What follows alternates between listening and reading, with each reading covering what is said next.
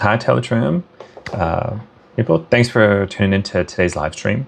Again, sorry about yesterday. Had some kid stuff, but we'll make up for it with a little bit extra on Saturday. Check the site. Check YouTube for times. We'll post a little thing. Yeah, today's Wednesday, so I thought we might do sort of a weigh-in Wednesday. And by that, I mean, hey, let's all get on the scale, do a weight check, maybe after the stream. Ideally, in the first thing in the morning after you've weighed, that's the best time to weigh yourself. Kind of gives you a true measure of your weight, kind of minus as much water as you can. So that's probably a good time. But also I thought we could weigh in on several articles I came across this week.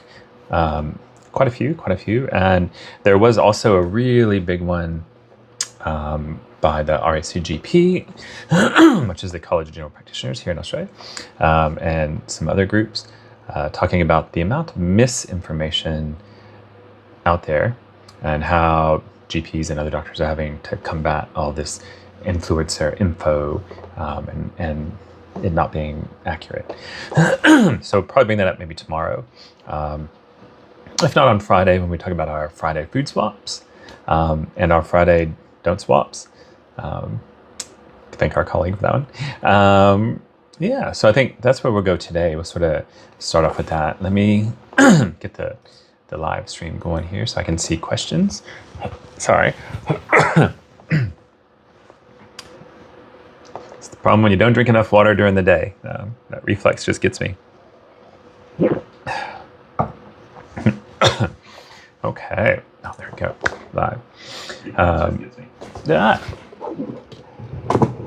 Yeah. Okay. So just everything's falling apart today. It's one of those Wednesdays, I think. Okay. There we go. I mean, even Charlie's not here today. He's getting his femur fixed. So a little orthopedic surgery for our friend. Yeah. So again, I'm Dr. Gary Batman. I've been a doctor in Australia for 18 years. I've been sort of through several different specialties, radiology, then found my way into general practice. And now moved into the weight loss sphere because that was one of the big things that I saw wasn't done well out in public and private land. Also, there's a lot more options for people to lose weight in terms of medications, information, diets, and that.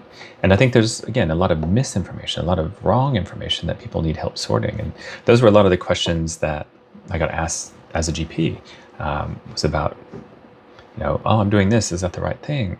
Or, hey, my friend's taking this, can I have some of that? And I'm like, ooh, or, hey, you could, but you don't qualify, it's not gonna have this effect, it'll have this effect. And also, in that space as well with weight loss is living longer, because we want everyone to, lose weight and feel great, but we want people to be biologically, metabolically healthy so that they can live longer, better lives. And then I can follow you through my practice and watch you and your grandchildren and children and on. We can build that connection because, I've helped you make it easy. Teletrim's helped make it easy for you.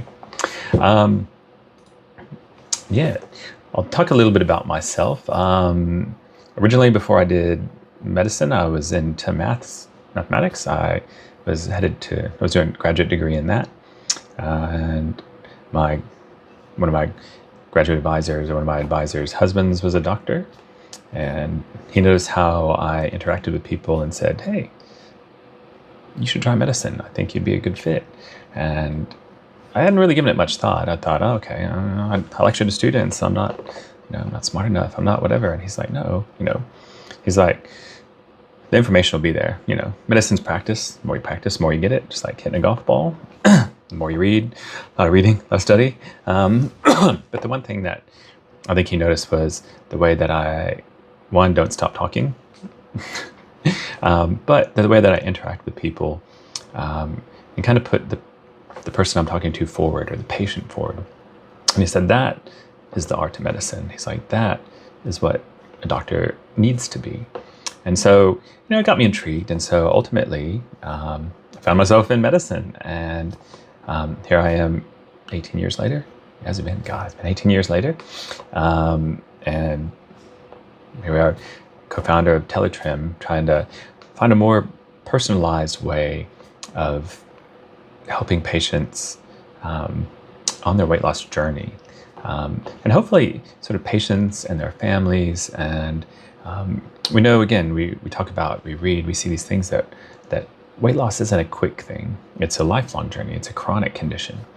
And it's hard to lose weight. But as we've been talking about, small gains at the start equal big health benefits. So that should be encouraging. And after that, it's just, when we get stuck in a plateau, find somewhere to ask. Come to the live stream, ask questions, If you don't want to appear foolish or you don't want to feel judged, we try not to judge. We only just judge me, so that's good. Sign up as your worst enemy's name and, leave your comments that way. Then they look foolish or whatever, but there's no foolish questions. Just me blathering away. So again, let me pull up my little sheet. There we go. So that's where we're at here with Teletrim, is just providing good, genuine, non-rushed care. And that's what I see. I mean, I've been this doctor for 18 years, and I've seen how the consults have shrunk. And part of that's the system. The system has reduced the money given to patients to give to their doctors. It's not, the money's not given straight to the doctor. It's the money that the government gives to you to give to your doctor for the consult. And that hasn't kept up with inflation. And so the result of that is, the consults get rushed. Doctors have to see more to make sure that they can cover overheads. And that it's not their fault, It's either, we try to do something and still be able to provide care, or, maybe close the doors. And, medicine is a finite resource. There's only so many spots in a day. I mean, those of us who have tried, I did last week on Tuesday, trying to get a last minute or a walk-in spot. Those can be really hard to find, or you might have to pay a premium for it. And so, you've got to find that equilibrium so that there's medicine for all. But we want quality medicine for all. And that's a hard one to get right. And I don't think the government sees it when you go, look, a cup of coffee a day, it's how it's going to cost you. I've seen you take one of those fancy trips, government man, to wherever, and that's money you could have spent on the people, But I think the idea of the rushed consult is what kind of got me into it, is that you don't get to spend the proper time understanding a patient, answering those questions, making sure that they've had the time to get to really what is the point of them coming. And a lot of times patients will leave a consult unheard or confused or just sort of stuck of where to go next, especially in weight loss, because again, there's so much information out there. So what we at Teletrim do is we wanted to do things differently. We wanted to help people lose weight safely, by understanding them, their body, their habits, their health, their biology, and then building a plan that fits them. And so we can assess and plan and support. And then as you're losing weight, adjust, because real results, real sustainable results, come from treating the whole person and not just a number on a scale or a tape measure around the waist. And that sort of leads us to what's included in the Teletrim service. And basically what you'll receive is personalized, doctor-led weight management. Includes one-on-one consultations with ideally the same doctor and a comprehensive medical assessment. Lab test referrals if we need it, clear explanations of results, and a chance to just ask questions, be understood, be heard. And then watch your ongoing plan evolve as you change. And appointments are flexible because we're via telehealth. So it's a good way to just have the time you need at the time you want, mostly, and to get a good crack at conquering weight. There's a little question: why are prescriptions sometimes given before a patient feels truly understood? I think it kind of goes back to so just to read it one more time. Why are prescriptions sometimes given before a patient feels truly understood? I think it goes back to the rush consult. Without enough time to listen, important context can be missed, and patients are left sort of unsure if the decision was right for them. And I think that it sort of goes,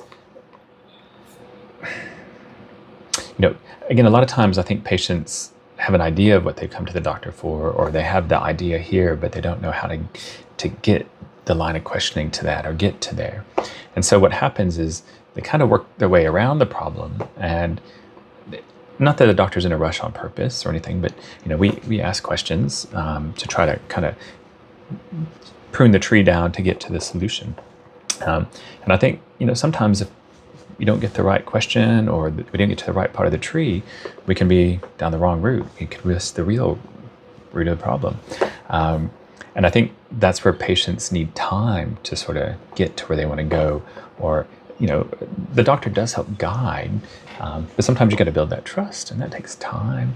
So I think that's sort of why, when the doctor does find a solution, or a patient has a solution to the problem they thought they had, or kind of almost had, or and then even how to use that medicine. So sometimes that everyone's gung ho, and you understand, and you take your script, and you're like, I'm pretty sure you told me this. So I think there's a chance.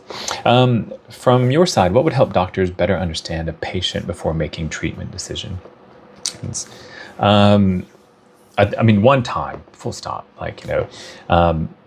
Some things in medicine are simple. When you do see the same thing over and over and over and over and over, you can recognize things pretty quick, and you can kind of formulate a treatment plan. That's experience, and that's in every career. Experience does help people better understand. But I think the big thing is letting doctors have a bit of time. Also, I think the character. Some people are just naturally kind of anxious about being late for the next patient. We know they're paying for parking. They can't be late, this, that. So I think that puts a bit of pressure. So I think, again, if the rush is removed, if doctors got better money from the government, the correct money, not,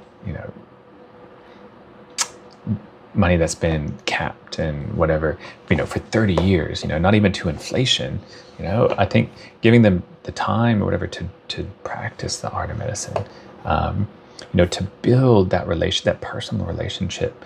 I remember back in the day, it was, you'd be seeing this patient for long enough that then all of a sudden you'd be seeing their children, and then even sometimes their grandchildren. And, you're kind of part of that journey, and you're almost a part of the family, maybe like a distant second cousin or something. But, it does help build those relationships. So I think, giving the time to get to know a person well, so that they can feel comfortable with you, and part of that too is giving of yourself. I mean, here I sit up and blather about me and sometimes my family, my 2 redheaded daughters, and it's just, it helps invite them in to be part of the family. So I think all of that takes time. So I think, once you have that, then you can start really getting to the nitty gritty. Patients are willing to open up more. You can get to more of the tree, to prune the branches you don't want, to get right to the core of the problem. Let's see. Why do some telehealth consults feel the same?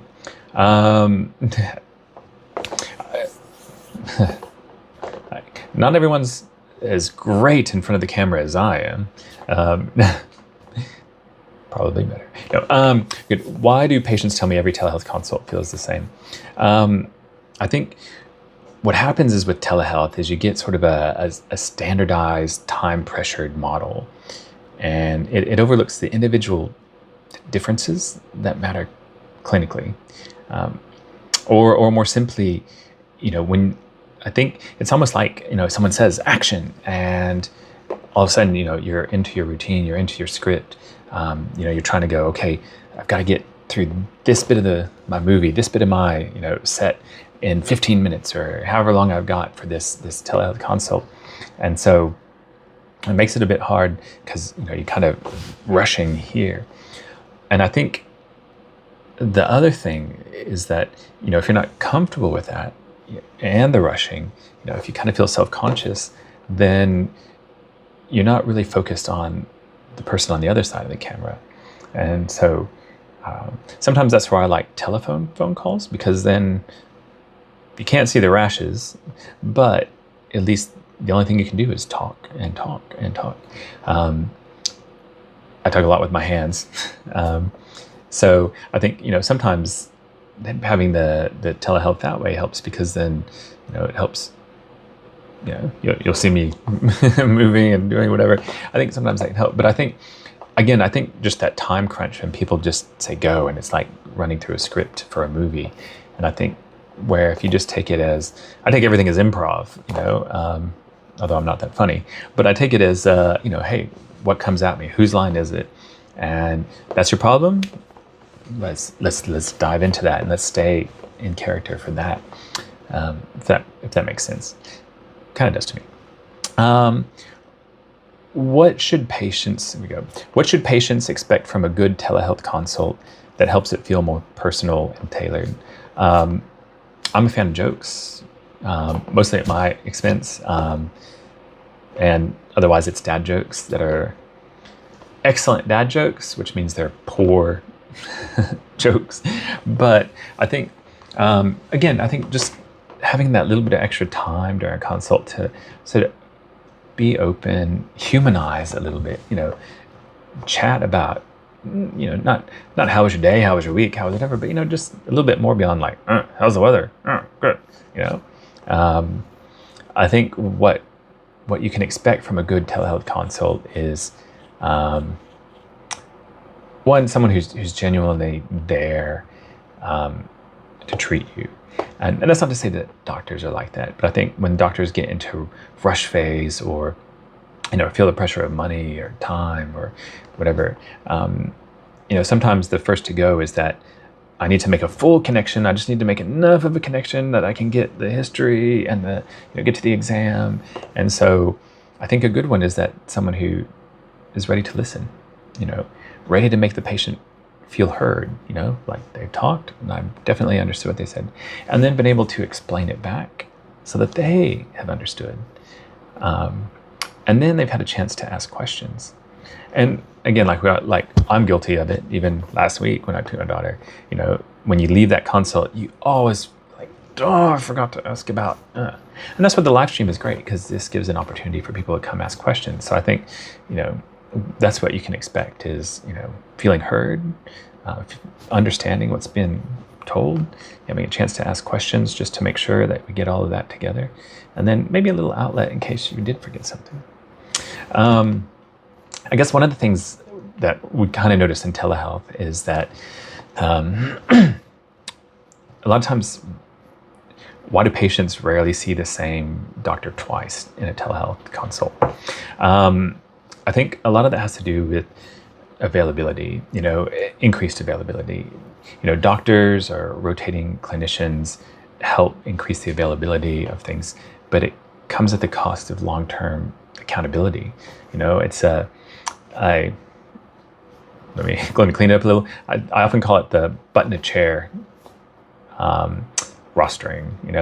We need someone to sit in the chair and answer and I'm like, that does provide care. So, there's people out there who do need an answer and they need whatever. But when you kind of get the same person or the same team or the same few doctors, or even the same practice where you can share notes, or even just go across the hall and go, hey, I'm seeing Frank, and I saw last time he said this. Hey, okay, good. So I find that when you have less rotating clinicians, you get the same doctor as often as you can, or you get the same team as often as you can, then they're accountable. You know, they're a bit more invested, and you know, you always hear stories if you have doctor friends about, you know, just always sitting there thinking, or even at dinner, you're like, oh, hey man, I had this patient today who had this, and I'm like, I'm a bit stuck, or you know, it just constantly churning, or you know, 11 o'clock at night in bed, and then, oh, you know what, Frank, he needs this, you know.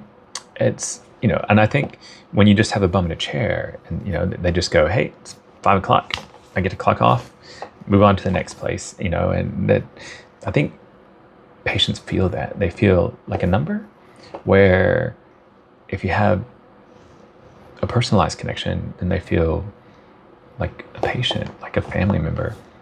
Anyway,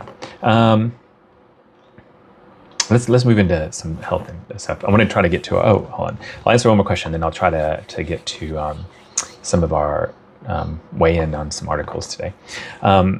When continuity isn't possible in telehealth, what can clinicians do to still make patients feel known and supported? I think one of the things, and I kind of mentioned earlier, when continuity isn't possible, I guess one of the things that you can do is try to go to the same practice if you can, because then at least your notes are available, so you don't have to start at the beginning every time, you know? It's like having kids. I have seen the beginning of Frozen, the first 45 minutes to Let It Go, probably a million times. And I've probably seen the second half of the movie, you know, 10 times. Weirdly enough, same for Wicked. I have seen the first half of that movie, never seen this, you know, I think I've seen the second half once, because, yeah. And I think that's part of the problem when you don't get somewhere where you're known or your notes aren't available.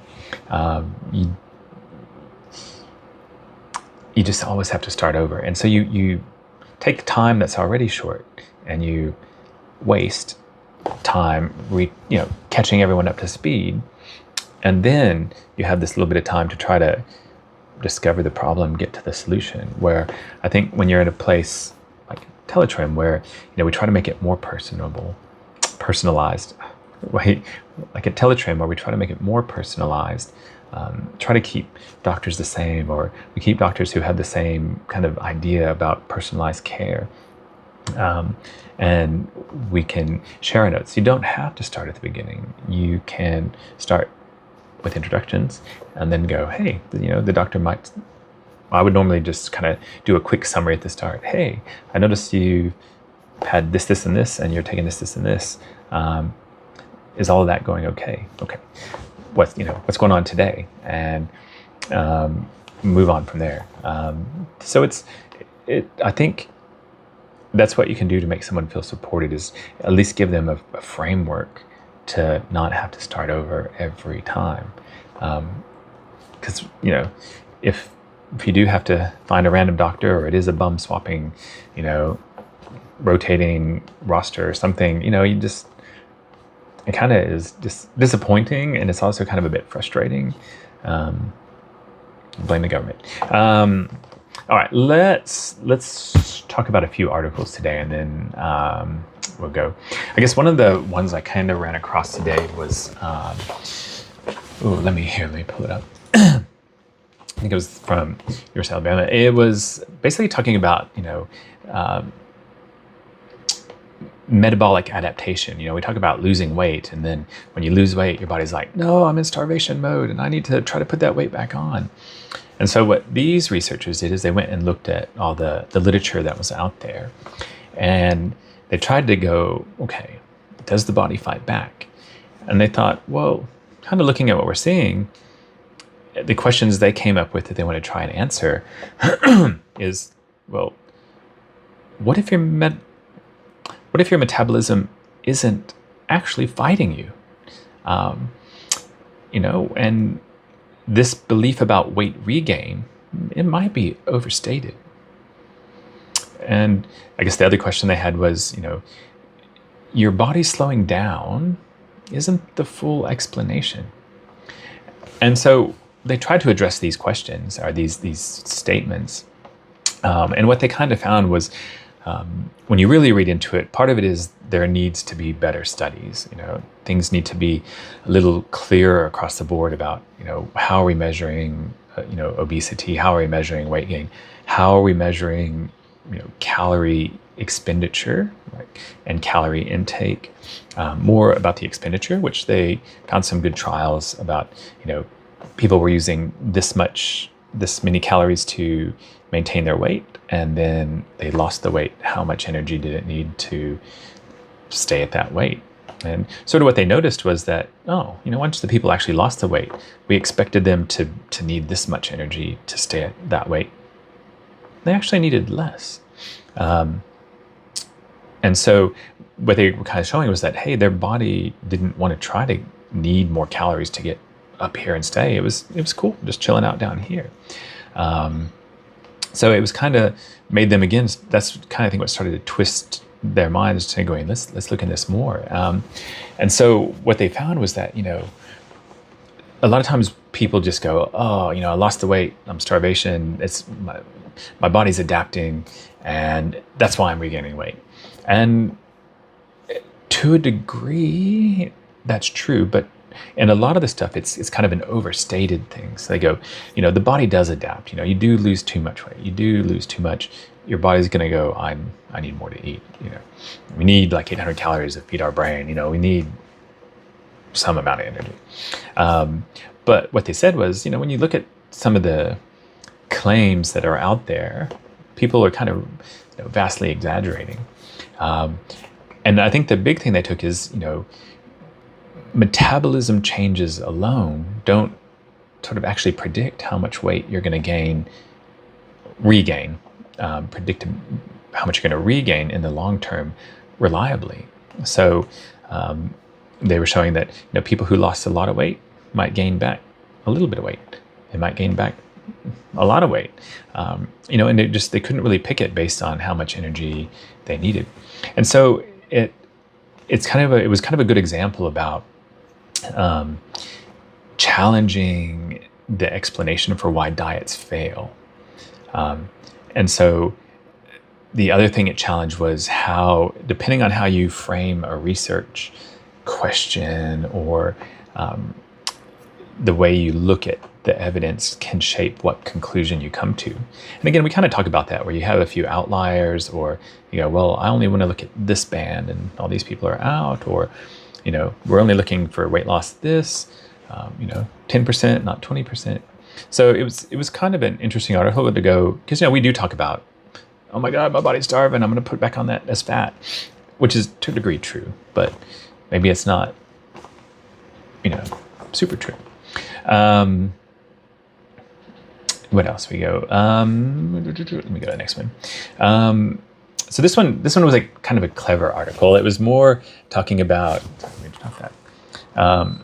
it was talking about the consequences of obesity and weight loss, and how we all know that losing weight is healthy for you. That has all these good advantages for cardiovascular disease and whatever. And they said, well, let me be the devil's advocate. What if there's some people out there who losing weight is actually could be detrimental? Again, globally, they say losing weight is great, but not always maybe the appropriate recommendation in a certain weight range for a specific person. Again, this is going to be a small subset, but I just thought it was sort of a clever thing of looking at, like, when is weight loss in someone who's a little bit obese wrong? And so basically they talked about people who were MHO, metabolically healthy obese. And so what they found, let me pull up my little cheat sheet real quick. That is not my cheat sheet. Where is my cheat sheet? Oh, it's right in front of me. Sorry.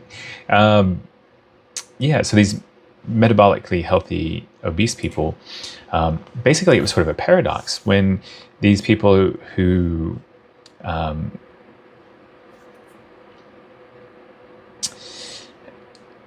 had these high risk factors for cardiovascular disease, type 2 diabetes, and these things, didn't actually progress on to that. And it wasn't because they were obese. They just, they were, luckily they were an outlier, but had this. But then by losing some of that weight, it put stress on their body and kind of changed things around a little bit. And so they were just kind of showing that, hey, there might be a little small subset of people where we need to rethink how we get these people to lose weight. Because we know, without a doubt, being obese for a long time affects your longevity and blood pressure and insulin resistance, unless you're sort of one of these people. And again, we talked about that, just a small 5 to 10%, 3 to 6 kilo loss of weight has great metabolic biological effects. So anyway, I just thought it was a clever article because it kind of took the twist of what if you don't lose weight? But it's, again, just goes to show that obesity, or just fat, is complex, and you can be fit and fat. I can remember in my youth when I was much fitter, and in training for like half marathons and stuff, there was, that one guy you always see at all the stuff, and he was obese, not morbidly obese, but he was definitely, big old pot belly, whatever. But dude could run. I mean, this dude was doing a full marathon. I was only barely doing halves. And he was doing multiple, and these things. And, you go, well, man, this guy has got to be burning tons of calories doing these marathons, doing these trainings, what he's putting out. There were other conditions that were causing him to store fat and stuff, but this was what we called it, fit and fat. And, I always remember that guy because, it's part of the reason we don't judge is because some people, there's something about them. And also the condition why he was holding on to a little bit extra weight, but, you just ask first, inquire first, don't judge first. Anyway, it was an interesting article because I thought it took the flip side, and you never hear anyone say, don't lose weight, but you should lose weight. The low carb. Okay. So yeah, this was a good one. So this was in the JAMA Internal Medicine, so Journal of the American Medical Association Internal Medicine article. And it talked about basically low carb diets, a sort of carbohydrate insulin model. So going beyond calories in, calories out. And basically, again, they looked at things like low carb diets, highly processed foods, high glycemic foods, and how they affect hunger or your energy, or lower your energy. And basically what they looked at was, kind of like low carb diet versus low fat diet, which ones are better. And just to kind of give an overall impression of what's out there. And like all things, everyone argues about what's right and what's not. All the experts still disagree on low carb diets. I think the big conclusion is low carb diets work for some people, but not for everyone. Some people do need a little bit more sustained insulin. It's also a cheaper, and this sounds bad, it's a less expensive form of food. So people who don't have finances to, not even me, to eat, grass-fed, finished beef, 24/7, 365, whatever. There's, you got to be realistic. We're people, we have finances, we have, costs.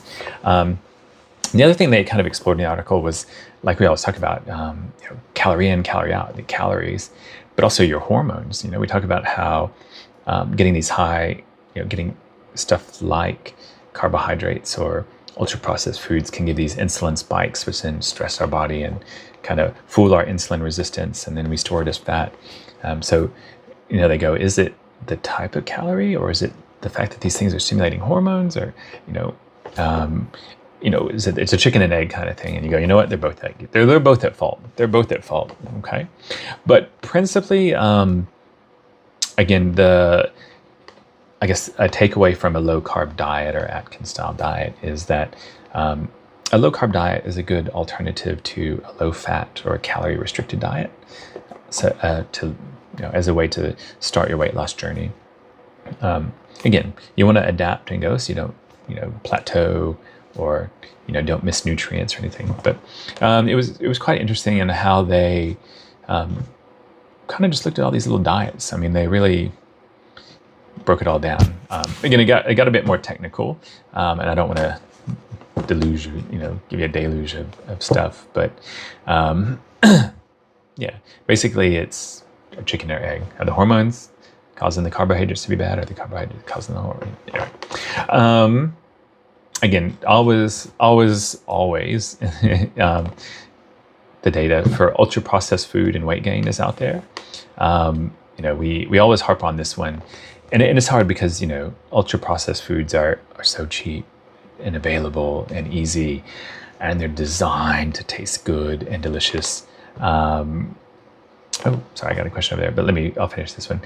So these ultra processed foods are just they were originally ways for food companies to use wasted product to make something delicious through the process of chemistry, turn these leftover oils into deliciousness, which, I mean, sure, it's nice that it's delicious and we get this reward and we want to eat more, but it's not good for us. It's not good for us. And that's what we see time after time after time. And this article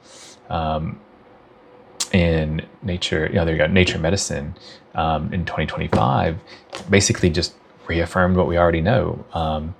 Ultra processed food consumption, there we go, that's the word. Ultra processed food consumption is associated with just increased disease risk, and then furthermore, it just goes back to reaffirm, two diets can have the same calories but get different results because of the type of food that you're eating, and that food quality changes how your body responds. And these calories, they're sneaky. Calories don't behave the same, and that's why it's good to have a good plan. Someone who knows, medical background, who, not your average influencer, someone who's medical, dietitian, whatever, someone who can go, hey, cook that food or eat that food. But I think hands down, ultra processed foods, they have a place. They are nice, right? As a treat. You can't avoid it. They're just out there everywhere. But I think, do things in moderation and go in knowing, full aware of that your body's just going to go, this is not good for me, even though it tastes good for my brain. It triggers all those rewards. Because in the end, it's going to lead to higher food intake and weight gain. And, it just, don't mess with your fullness and your satiety, feeling full, and your hunger and, just your biology. Try to be tough. Moderation. Sorry, there was a question. It says, here we go.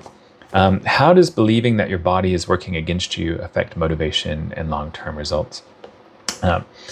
This is probably one of the more interesting topics-ish, not a topic in medicine, but things that comes up in weight loss is, oh, doc, I'm not motivated, or I lost my motivation, and then my diet crashes and whatever.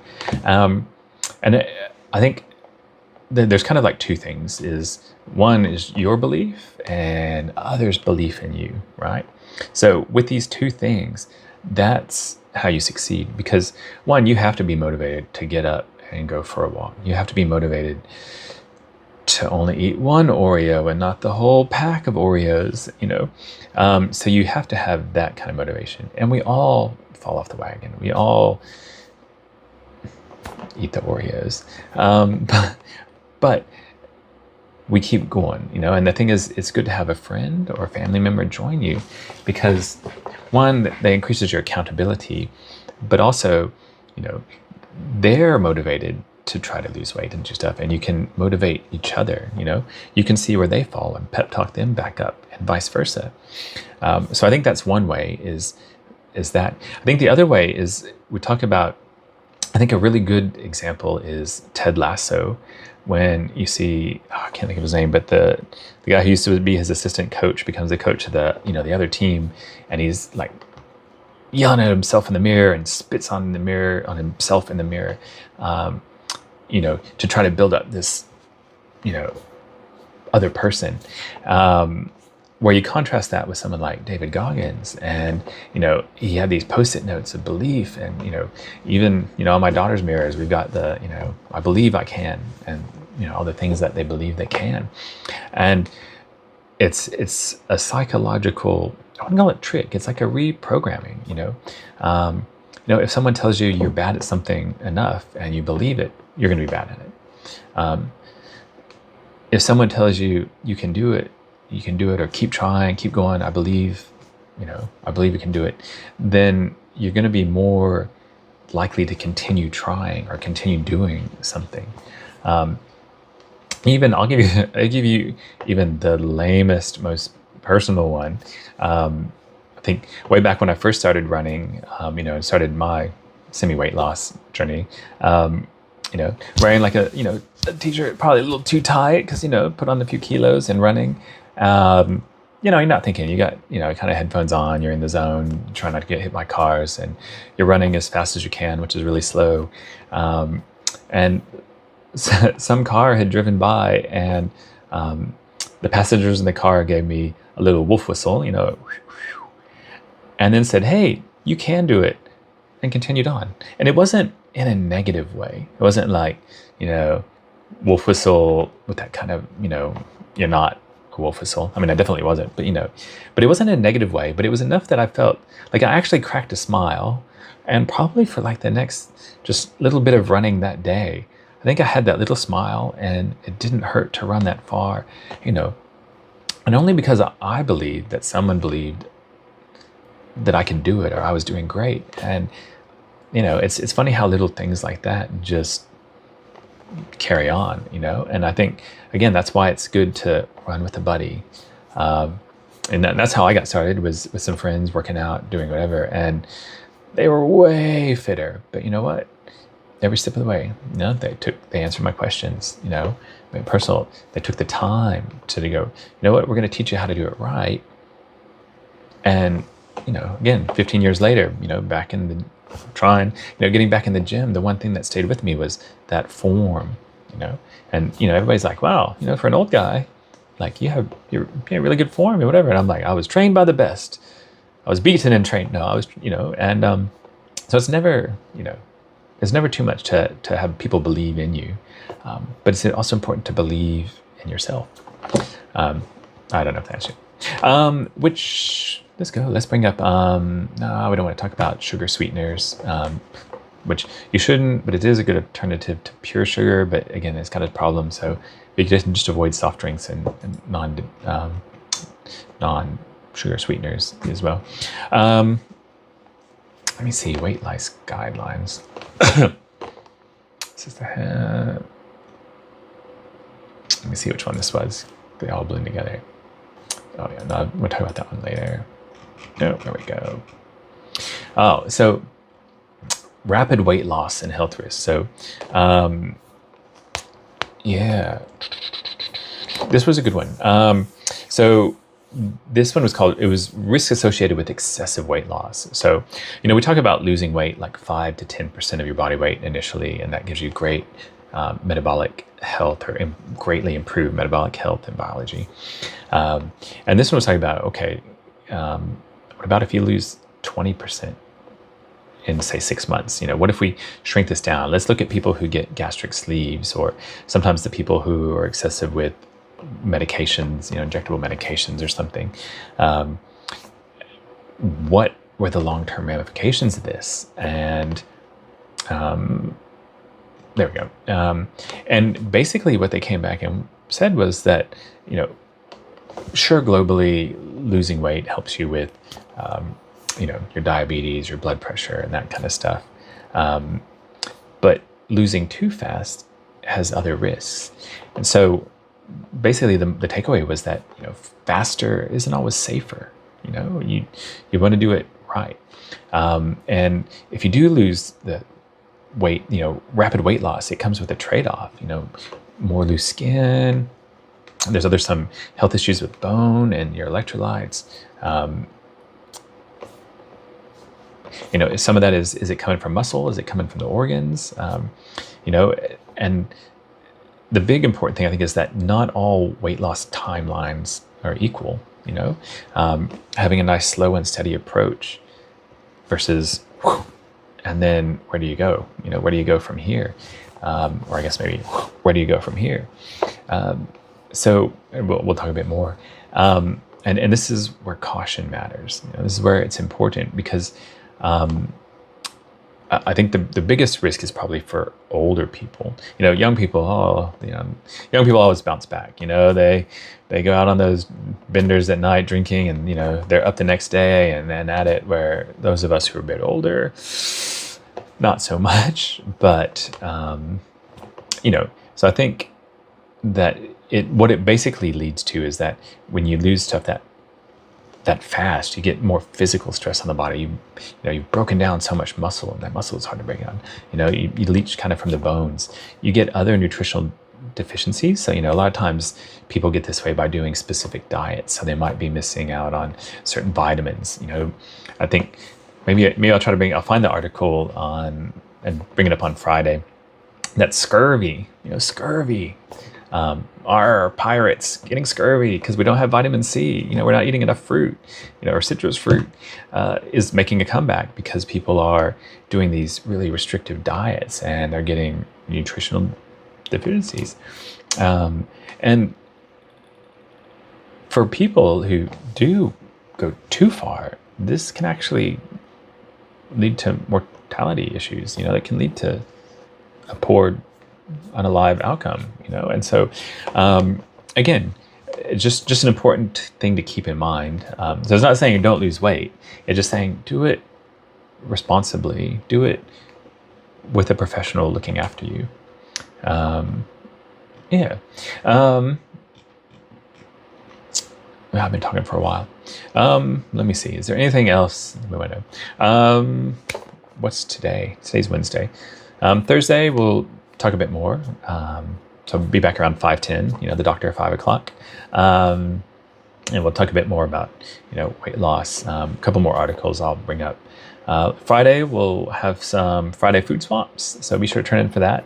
I'll try to find a medical education topic and a couple more things. And then I wanted to talk about the misinformation article, the one that's been recently published about the amount of stuff that's out there with influencers and everything that's not accurate.